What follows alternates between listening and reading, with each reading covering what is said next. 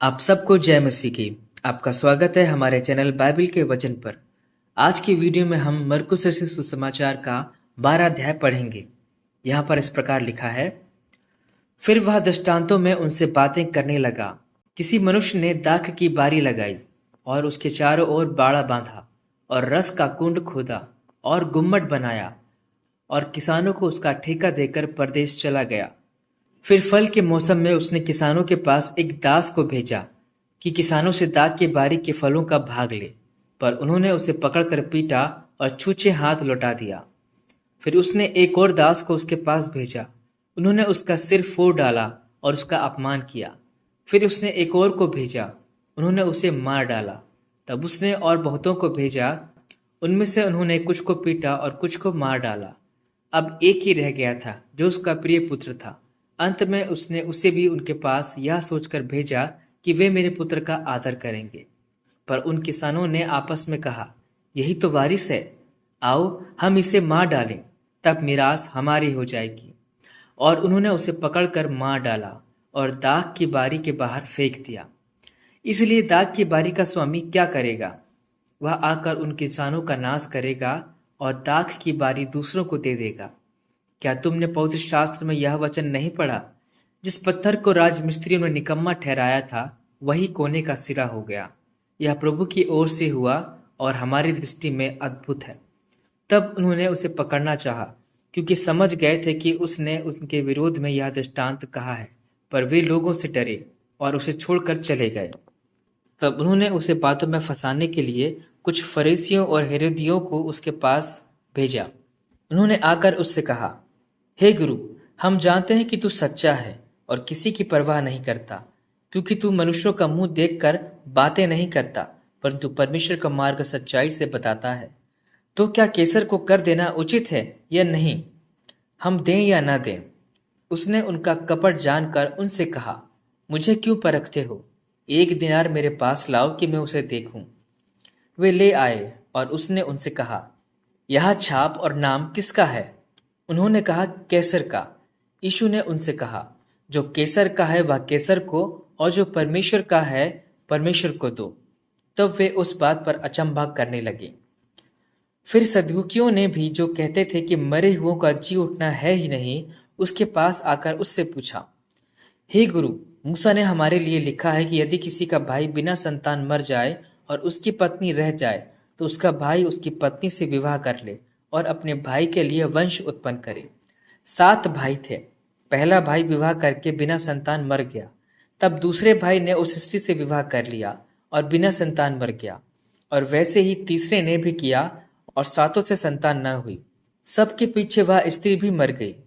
अतः जी उठने पर वह उनमें से किसकी पत्नी होगी, क्योंकि वह 7 की पत्नी हो चुकी थी। यीशु ने उनसे कहा, क्या तुम इस कारण से भूल में नहीं पड़े हो कि तुम ना तो पवित्र शास्त्र ही को जानते हो और ना ही परमेश्वर के सामर्थ्य को? क्योंकि जब वे मरे हुए में से जी उठेंगे, तो वे ना विवाह करेंगे और ना विवाह में दिए जाएंगे, परंतु स्वर्ग में दूतों के समान होंगे। मरे हुओं के जी उठने के विषय में क्या तुमने मूसा की पुस्तक में झाड़ी की कथा में नहीं पढ़ा कि परमेश्वर ने उससे कहा, मैं अब्राहम का परमेश्वर और इसहाक का परमेश्वर और याकूब का परमेश्वर हूँ। परमेश्वर मरे हुओं को नहीं वरन जीवितों का परमेश्वर है। अतः तुम बड़ी भूल में पड़े हो। शास्त्रियों में से एक ने आकर उन्हें विवाद करते सुना, और यह जानकर कि उसने उन्हें अच्छी रीति से उत्तर दिया, उससे पूछा, सबसे मुख्य आज्ञा कौन सी है? यीशु ने उसे उत्तर दिया, सब आज्ञाओं में से यह मुख्य है, हे इज़राइल सुन, प्रभु हमारा परमेश्वर एक ही प्रभु है, और तू अपने परमेश्वर से अपने सारे मन से और अपने सारे प्राण से और अपनी सारी बुद्धि से और अपनी सारी शक्ति से प्रेम रखना। और दूसरी यह है, तू अपने पड़ोसी से अपने समान प्रेम रखना। इससे बड़ी और कोई आज्ञा नहीं। शास्त्री ने उससे कहा, हे गुरु, बहुत ठीक, तूने सच कहा कि वह एक ही है और उसे छोड़ और कोई नहीं। और उससे सारे मन और सारी बुद्धि और सारे प्राण और सारी शक्ति के साथ प्रेम रखना, और पड़ोसी से अपने समान प्रेम रखना, सारे होम बलियों और बलिदानों से बढ़कर है। जब यीशु ने देखा कि उसने समझ से उत्तर दिया, तो उससे कहा, तू परमेश्वर के राज्य से दूर नहीं। और किसी को फिर उससे कुछ पूछने का साहस न हुआ। फिर यीशु ने मंदिर में उपदेश करते हुए यह कहा, शास्त्री कैसे कहते हैं कि मसीह दाऊद का पुत्र है? दाऊद ने आप ही पवित्र आत्मा में होकर कहा है, प्रभु ने मेरे प्रभु से कहा, मेरे दाहिने बैठ, जब तक कि मैं तेरे बेटियों को तेरे पांवों की पीढ़ी ना कर दूं।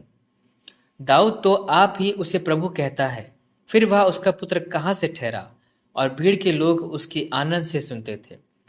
उसने अपने उपदेश में उनसे कहा, शास्त्रियों से चौकस रहो, जो लंबे लंबे चोगे पहने हुए फिरना और बाजारों में नमस्कार और आराधनालयों में मुख्य मुख्य आसन और भोज में मुख्य मुख्य स्थान भी चाहते हैं। वे विधवाओं के घरों को खा जाते हैं और दिखाने के लिए बड़ी देर तक प्रार्थना करते रहते हैं। ये अधिक दंड पाएंगे। वह मंदिर के भंडार के सामने बैठकर देख रहा था कि लोग मंदिर के भंडार में किस प्रकार पैसे डालते हैं, और बहुत से धनवानों ने बहुत कुछ डाला। इतने में एक कंगाल विधवा ने आकर 2 दमड़ियां जो एक अधेले के बराबर होती है डाली। तब उसने अपने चेलों को पास बुलाकर उनसे कहा, मैं तुमसे सच कहता हूं कि मंदिर के भंडार में डालने वालों में से इस कंगाल विधवा ने सबसे बढ़कर डाला है, क्योंकि सबने अपनी धन की बढ़ती में से डाला है, परंतु इसने अपनी घटी में से जो कुछ उसका था अर्थात अपनी सारी जीविका डाल दी है। परमेश्वर अपने वचन के पढ़े जाने और सुने जाने पर हम सभी को आशीष दे। आमीन।